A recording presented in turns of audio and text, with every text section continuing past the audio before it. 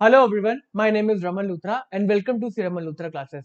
आज हम एक ऐसे टॉपिक को पढ़ने वाले हैं जो आप न्यूज में लगातार सुनते रहते हो। आपके मोबाइल में नोटिफिकेशन आती रहती है कि किसी पर्टिकुलर कंपनी ने बोनस शेयर इशू कर दिए। अब आप जब ये न्यूज सुनते हो कि बोनस शेयर इशू हो गए, तो आपको कैसे रिएक्ट करना है, उसको कैसे समझना है, आज हम उसकी बात करेंगे। सर, जैसे ही बोनस शेयर इशू होंगे हम क्या कहते हैं, ढोल वाले को बुला लेंगे और हम डांस करना स्टार्ट कर देंगे, हमें फ्री का पैसा मिल गया, हमें बोनस मिल गया। ऐसी बात नहीं है। हम बात करते हैं सीधा बैलेंस शीट से, क्योंकि आप सब बड़े बच्चों, आप कॉम्पिटिटिव एग्जाम देने वाले हो। हम बैलेंस शीट से बात कर रहे हैं कि बोनस शेयर इशू करने से क्या फर्क पड़ गया बैलेंस शीट पे, शेयर्स की वैल्यू पे क्या फर्क पड़ गया, ऐसा क्यों बोनस शेयर इशू हो गया, कहां से पैसा आ गया, क्या चक्कर है ये। अब हम बैलेंस शीट बना रहे हैं। हमने बैलेंस शीट का पहले टी बनाया। अब बैलेंस शीट हमारी होती है इस साइड पे इक्विटीज एंड लाइबिलिटीज, एंड होते हैं हमारे साथ में असेट्स। इक्विटीज एंड लाइबिलिटी से हम एसेट को फाइनेंस करते हैं। हम हाइपोथेटिकली मान रहे हैं कि हमारे सारे असेट्स, सारे के सारे असेट्स 10,000 रुपीज के हैं। बात समझ में आती है। और हमने इक्विटी वालों से पैसा ले रखा है 500 शेयर्स। 500 शेयर इशू कर रखे हैं 10 रुपीज के। तो मतलब ये हमारे हो गए 5,000 रुपीज। और बाकी का पैसा रिजर्व्स का है। रिजर्व्स का है। बाकी के 5,000 रिजर्व्स के हैं। इस कंपनी में कोई लाइबिलिटी नहीं है।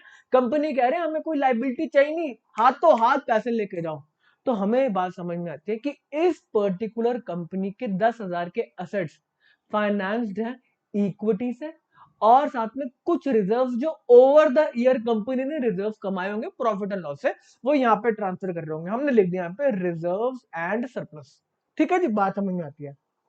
अभी आपके 500 शेयर की वैल्यू क्या है, एक शेयर की वैल्यू आप पूछ रहे हो कि मेरे शेयर की वैल्यू क्या है, मेरे एक शेयर की वैल्यू क्या है। हम उस शेयर की वैल्यू निकाल ले। आपको पता है कंपनी की नेटवर्थ होती है शेयर होल्डर्स का फंड। शेयर होल्डर्स का फंड क्या होता है? उनका पैसा दिया हुआ और उनका रिजर्व इकट्ठा किया हुआ, वो शेयर होल्डर का पैसा, वो आपका पैसा है। तो आपने बोला अभी मेरे 500 शेयर्स की वैल्यू है कितना। मैं देखूं मेरे शेयर होल्डर के फंड कितने, 5,000 प्लस 5,000। तो मैं कह रहा हूं मेरे एक शेयर की वैल्यू है 10,000। जो शेयर होल्डर्स का फंड है डिवाइड बाय 500 शेयर। 500 शेयर, तो मेरे एक शेयर की इंट्रिंसिक इंट्रिंसिक वैल्यू है 20 रुपीज। अगर कोई रैशनल बंदा, मतलब कोई समझदार बंदा है, वो कहेगा ये शेयर 20 रुपीज का है। बात समझ में आती है कैसे? कि 10 रुपीज तो आपने दे रखे हैं और कंपनी ने +10 रुपीज ओवर द ईयर्स आपके शेयर पे कमाए हैं। इसका यही मतलब है। हमने ऊपर इक्विटी शेयर होल्डर की वेल्थ लिखी और हमने नंबर ऑफ शेयर से डिवाइड कर दिया, 20 रुपीज निकल के आ गया। आप अगर अपना शेयर बेचने जाओगे, आप 20 से कम कभी नहीं बेचोगे, आप पढ़े लिखे इंसान हो। अब आपकी कंपनी कह रही है कि हम बोनस इशू लेकर आ गए। बोनस इशू का मतलब हम फ्री में आपको शेयर दे रहे हैं। हम आपको फ्री में शेयर दे रहे हैं, इसका कोई पैसा नहीं लेंगे। बट आपको ये बात समझ में आनी चाहिए कि ये पैसा कहीं ना कहीं से तो आएगा ना। कहां से आएगा ये पैसा? इस कंपनी ने बोला, ये वाली कंपनी जिसपे आप शेयर होल्डर हो, उस कंपनी ने बोला हम 1:1 का बोनस इशू लेकर आ रहे हैं। 1:1 का बोनस इशू। तो इसका मतलब जो मेरा एक शेयर था, अब मेरे दो शेयर हो जाएंगे। है, मेरे को एक शेयर पे दो शेयर मिलेंगे। मेरे को, हमारे पास एक ही शेयर था बेटा, हम गरीब, हमारे पास एक ही शेयर था। मेरे एक शेयर अब दो शेयर हो गए, मेरे पास दो शेयर हो गए। तो कंपनी ने बोला अब ये इक्विटी अब ये इक्विटी हो जाएगी 1,000 share into 10 equal to 10,000 rupees हो गई। ये इक्विटी अब चेंज होके 1,000 इंटू 10,000 रुपीज हो जाएंगे। तो आपके दिमाग में आना चाहिए कि ये जो बैलेंस 5,000 है, 5,000 से इक्विटी अब 10,000 की होगी, तो 5,000 कहां से आए? आपने शेयर होल्डर से तो लिए ही नहीं, तो कहां से आए? Good question. यही बोनस इशू है। उन्होंने बोला जो रिजर्व एंड सरप्लस में पैसा पड़ा हुआ है वो ट्रांसफर कर देंगे हम, वो ट्रांसफर कर देंगे। रिजर्व में जो पैसा इकट्ठा हो रखा है हम उसको ट्रांसफर करके बोनस इशू ले आएंगे। तो इन दोनों को मिला के आपको बोनस, ये पूरी शेयर वैल्यू आएगी। अब हम बात देखते हैं। आपके पास पहले एक शेयर था, उस शेयर की वैल्यू थी 20 रुपीज। अब हम देखें बोनस इशू के बाद हमारे शेयर की इंट्रिंसिक वैल्यू कितनी रही। देखो जी, आपका शेयर होल्डर का फंड तो 10,000 ही रहेगा, कोई पैसा आया नहीं, कोई गया नहीं, नेटवर्थ वही की वही। अब आप इसको डिवाइड करोगे, न्यू नंबर ऑफ शेयर कितने हो गए? 1000, 1000। और अब आपके शेयर की वैल्यू गिर गई, गिर गई।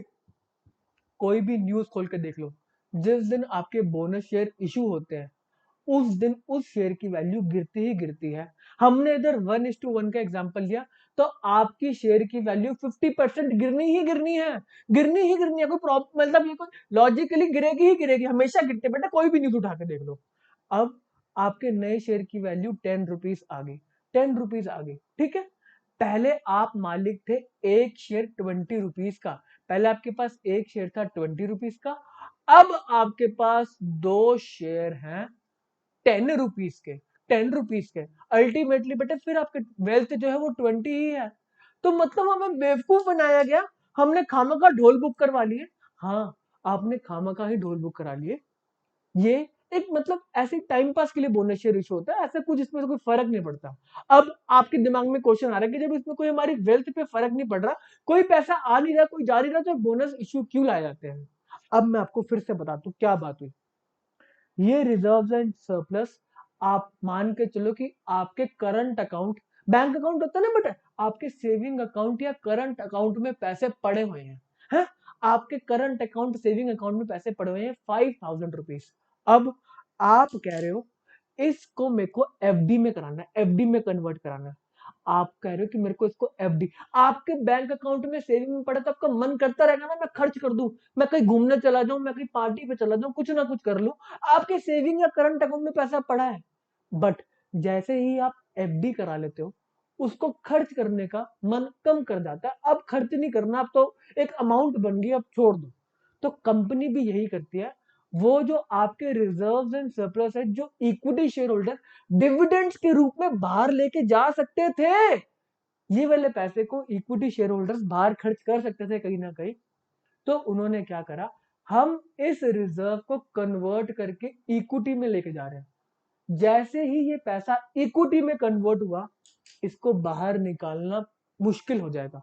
निकाल सकते हैं, आप वैल्यू को रिड्यूस कर सकते हैं, बट बहुत लंबा प्रोसीजर है, तो वो निकालना मुश्किल हो जाएगा।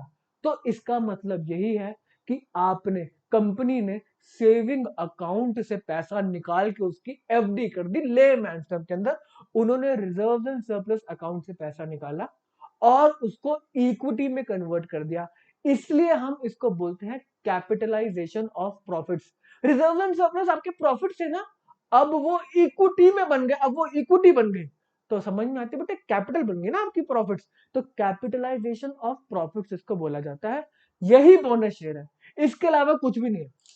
सर हमने प्रैक्टिकल लाइफ में सुना है कि जैसे ही बोनस शेयर इशू होते हैं वैसे उस शेयर की डिमांड बढ़ जाती है। हाँ, आपकी बात सही है। मार्केट में आप सुनो, पहले कोई मार्केट में चीज मिल रही थी 20 रुपीज की, 20 रुपीज की मिल रही थी। अब मार्केट में उसकी मतलब मार्केट में वो 10 रुपीज की मिल रही है, आप मालिक 10 रुपीज में बन सकते हो। तो ये लॉ ऑफ डिमांड से, क्योंकि पैसे थोड़े से कम हो गए, वैल्यू कोई कम नहीं हुई एक पर्टिकुलर शेयर की, बट अभी वो सस्ता हो गया क्योंकि बोनस इशू आया, तो लोग ज्यादा के ज्यादा कह रहे हैं मैं भी लूंगा, मैं भी लूंगा, मैं भी लूंगा। एमआरएफ का शेयर महंगा, लाखों रुपए का शेयर एमआरएफ का, लोग ज्यादा ट्रेडिंग नहीं कर पाते। वही जो 1 रुपए 2 रुपए के शेयर होते हैं उसमें लोग भर भर की ट्रेडिंग करते हैं। ये वही कॉन्सेप्ट चलता है, बात समझ में आती है? हम इसकी थ्योरी पढ़ते हैं, थ्योरी पढ़ेंगे और फिर हम इसके कुछ क्वेश्चंस करेंगे, ठीक है जी। हाँ, अब बोनस शेयर में be defined as an issue of share at no cost. कोई पैसे वैसा नहीं ले रहे, to current share holder, current share holder को दोगे ना in a company, based upon the number of share that the share holder already owns. आपके पास जितने शेयर है उसी के बेसिस पे आपको बोनस शेयर दिया जाएगा, ठीक है, नहीं बोनस इशू होगा। In other words, no new fund, कोई पैसा नहीं आता, no new funds are raised with the bonus issue, perfect. While the issue of bonus share increases the total number of share, आपका नंबर 500 से 1000 हो गया, आपका टोटल नंबर ऑफ शेयर्स बढ़ गए। It does not increase the net worth of the company, वो net worth नहीं बढ़ाता, सिर्फ नंबर ऑफ शेयर्स बढ़े आपके, आपके नंबर ऑफ शेयर्स बढ़ गए, बट नेटवर्थ तो वही 10,000 की 10,000 ही है। हमें समझ में आता है, तो ऐसी ऐसी बातें हमें इजी लग रही है। Although the total number of shares issued increases, the ratio of number of share held by each share holder remains constant. इसका क्या मतलब है सर, हमें ये लाइन समझ में नहीं आई। पहले आप शेयर्स होल्ड करते थे, 5 शेयर्स होल्ड करते थे 500 शेयर में से, तो आप 1% के मालिक थे, 1% के ओनर थे आप। जब बोनस इशू आया 1:1 का, तो आपके 10 शेयर हो गए 1000 शेयर में, अभी भी आप 1% के ही ओनर हो, ये इसका मतलब लिखा है। The ratio of number of share held by each share holder remains constant. बात समझ में आती है। Bonus issue is also known as capitalisation of profit. आपके रिजर्व एंड सरप्लस जो ऐसे ही पड़े हुए थे, आपने उसको इक्विटी में कैपिटल बना दिया, इक्विटी में कन्वर्ट कर दिया। ठीक है। Capitalisation of profit refers to the process of converting profits और reserves into paid up capital. ठीक है जी, हमें समझ में आती है। अब कुछ कंपनीज एक्ट के प्रोविजन आ रहे हैं, आप सुनो समझो। रिजर्व एंड सरप्लस में आपका कुछ पैसा पड़ा हुआ है और आप उनको इक्विटी में कन्वर्ट करो, इक्विटी वालों को दे रहे हो, तो कंपनीज एक्ट कुछ प्रोविजन बनाएगी ना। क्या पता आपने बाहर के लोगों का पैसा ना दिया और आप उसको इक्विटी में कन्वर्ट कर रहे हो, कुछ ना कुछ रूल्स बनाएगी ना कि आपने किसी किसी पर्टिकुलर पेमेंट्स में अगर डिफॉल्ट नहीं किया तभी आप बोनस शेयर इश्यू कर सकते हो, क्योंकि वो रिजर्व्स पे हक लाइबिलिटीज का भी तो है।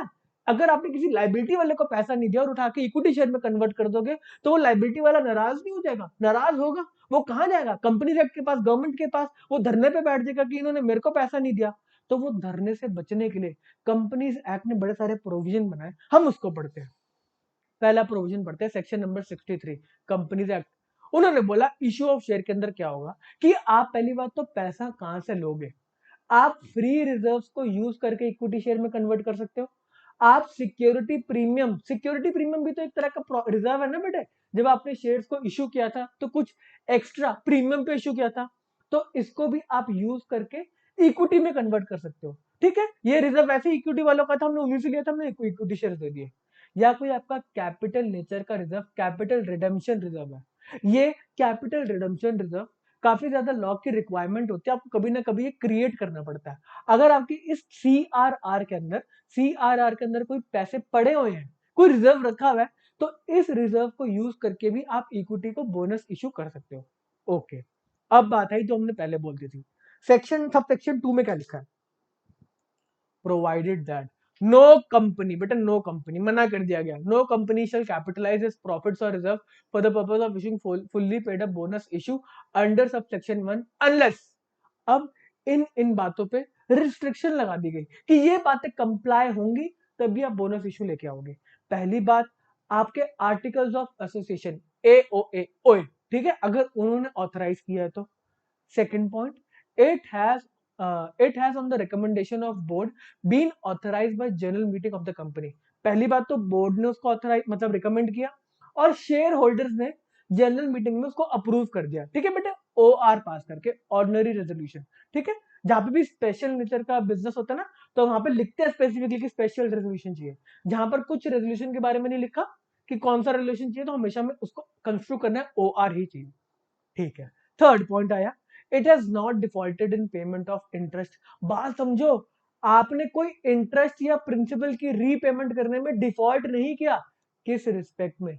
अगर आपने कोई सिक्योरिटी इश्यू कर रखी है डेट वाली, आपने डिपॉजिट्स ले रखे हैं और आपने कोई डेट की सिक्योरिटी जैसे डिबेंचर्स बॉन्ड इश्यू कर रखे हैं, अगर आपने उनका इंटरेस्ट नहीं दिया, उनका रीपेमेंट नहीं किया इंस्टॉलमेंट का, तो हम आपको, कंपनीज एक्ट आपको बोनस इशू नहीं लाने देगी। कि आप कैसे कन्वर्ट कर सकते हो इस रिजर्व को कैपिटल के अंदर? ये रिजर्व आप अपने इंटरेस्ट की पेमेंट करो, अपनी लोन की रीपेमेंट करो, इस रिजर्व को आप वहां यूटिलाइज करो।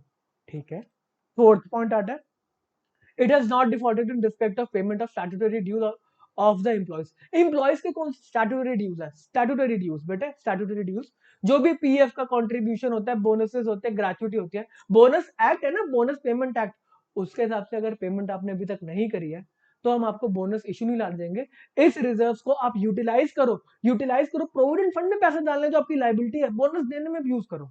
ओके, फिफ्थ पॉइंट आता है, partly paid up share if any outstanding on the date are to be made fully paid up. अगर आपने अपने शेयर्स जो इश्यू किए थे वो पार्टली पेड अप है, पूरे पैसे नहीं मंगवाए, 10 रुपीज का शेयर था, आपने भी 5 ही मंगवाए हैं, 5 बैलेंस है, तो ये एक्ट, ये पर्टिकुलर प्रोविजन बोलता है कि आप पहले उस 5 रुपीज का बोनस इश्यू करो, मतलब जो 5 रुपीज रह गए ना उसको कन्वर्ट करो फुल्ली पेड अप में, जो 5 रुपए रह गए उसको कन्वर्ट करो फुल्ली पेड अप में, फिर बोनस इश्यू लेकर आओ। इस रिस्पेक्ट में हम अकाउंटिंग अभी करेंगे, घबराने की बात नहीं है। ठीक है, Note, the company which has once announced the decision of its boards recommending a bonus issue shall not subsequently withdraw. अगर आपने एक बार कमिटमेंट कर दी तो आप फिर किसी की भी नहीं सुनोगे। बात समझ में आती है? यहाँ पे लिखा हुआ है अगर आपने बोनस इशू के लिए बोल दिया तो बोल दिया, अब करना ही पड़ेगा। एक और सबसेक्शन आया गया कि इन्होंने बोला कि आप बोनस इशू को ऐसे एडवर्टाइज नहीं कर सकते कि मैं डिविडेंड बांट रहा हूं। ये डिविडेंड एक तरह का डिविडेंड है। इस सेक्शन में स्पेसिफिकली मना किया गया कि आप bonus share shall not be issued in लिeu of dividend. बात समझ में आती है? बात समझ में आती है? ठीक है जी, हम डिविडेंड के रूप में ऐसे बोनस शेयर्स को नहीं बांटेंगे। अब कुछ जनरल एंट्रीज हम पढ़ रहे हैं, फिर हम क्वेश्चन को करेंगे। जनरल एंट्रीज में सर हम माहिर हैं। अपॉन सैंक्शन और एन इशू ऑफ बोनस से, बेटे बोनस आपने कह दिया हमें बोनस देना, आपने बोल दिया, ठीक है, कमिटमेंट कर दी। अब पैसा कहां कहां से यूज होगा हम पढ़कर आते हैं। Free reserve, security premium, capital redemption reserve.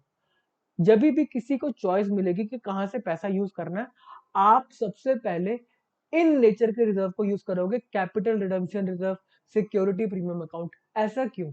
क्योंकि अगर आपका जनरल रिजर्व और प्रॉफिट एंड लॉस के अंदर कोई पैसा पड़ा हुआ है तो कंपनी एक्ट उस पर बहुत कम रिस्ट्रिक्शन लगाता है उसको बांटने के लिए। बट जो आपका कैपिटल नेचर का पैसा पड़ा है वो बहुत कम चीजों में यूज हो सकता है। मैं आपको लॉजिक बता रहा हूँ, इसीलिए हम CRR को पहले यूज करते हैं, फर्स्ट प्रेफरेंस देते हैं। इसको हम डिविडेंड के रूप में बाहर नहीं बांट सकते। अगर हमें क्या कहते हैं बोनस इशू करना होगा तो सबसे पहले हम इसको यूटिलाइज कर देंगे, क्योंकि इसकी लिमिटेड एप्लीकेबिलिटी है, लिमिटेड हमें चीजों में यूज करने के लिए एक्ट ने अलाउ किया है। हमने कहा पहले हम CRR को यूज करेंगे। सिक्योरिटीज प्रीमियम भी एक तरह का कैपिटल नेचर का रिजर्व है, फिर हम इसको यूज करेंगे। जनरल रिजर्व और प्रॉफिट एंड लॉस अकाउंट में अगर आपका पैसा बचा हुआ है आप उसको कहीं पे भी यूज कर सकते हो, कोई मनाही नहीं है। आप इसका डिविडेंड बांट दो, कंपनी से कहता है आप डिविडेंड भी बांट सकते हो। तो इसीलिए हम इन रिजर्व्स को बाद में यूज करते हैं, क्योंकि इसको हम कहीं पे भी यूज कर सकते हैं। तो हम कह रहे हैं कि नहीं नहीं, पहले जो कमिटेड वाले हैं ना पहले उनको यूज करो यार, जिनकी लिमिटेड एप्लीकेशन है हम पहले उनको यूज कर लेंगे। अब हमने यहां से पैसा यूज किया डेबिट कर करके, सारे क्रेडिट है ना बेटे, सारे की सारी इनकम हमारे रिजर्व है, क्रेडिट होते हैं। हमने उनको डेबिट करके थोड़ा सा कम किया और हम उसको ले गए bonus to share holder account में। हमने कहा ये आपका बोनस है, हम आपको बोनस दे रहे शेयर होल्डर वालों, तुम्हारा बोनस है। अब जब हम शेयर इशू कर देंगे तो बोनस शेयर होल्डर के अकाउंट में पैसा चला गया। हमने कहा 10 रुपीज और 500 कह देते, 5000 कह देते, 5000 और ये 5000 चला गया। अब बोनस शेयर अकाउंट को जब हम एक्चुअल में शेयर इशू कर रहे हैं, शेयर सर्टिफिकेट उनके घर भेजवा रहे हैं, तो क्या करेंगे, 5000 को हमने इस bonus to share holder account को हमने डेबिट किया और हमने शेयर कैपिटल को इशू कर दिया 5000 रुपीज से। बात समझ में आती है? ठीक है। अब एक और एंट्री जो अभी हम बात कर आगे थे, पार्टली पेड अप शेयर को आपको पहले फुल्ली पेड अप में कन्वर्ट कर रहा है, उसकी एंट्रीज क्या होगी हम वो बात कर रहे हैं। Upon sanction of bonus by converting partly paid up share into fully paid up share. आप यूज क्या करोगे पैसे, बेटे कोई भी पैसा यूज कर सकते हैं, ठीक है। आपने पैसे को यूज किया to bonus to share holder account, हमें बात समझती है।